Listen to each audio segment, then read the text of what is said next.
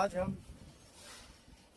ये machine complete करने वाले हैं और हमारे जो यहाँ के कारीगर है उनसे कुछ बात करेंगे इस मशीन के बारे में। अस्सलाम वालेकुम भाई, কেমন আছো? কি খবর? কি করছে? কাজ ইন্ডিয়ান কোম্পানি, খুব ভালো কোম্পানি। আমি 1 বছর ধরে কাজ করি। 4 মেশিন বানালো, খুব ভালো সার্ভিস, খুব ভালো কোম্পানি।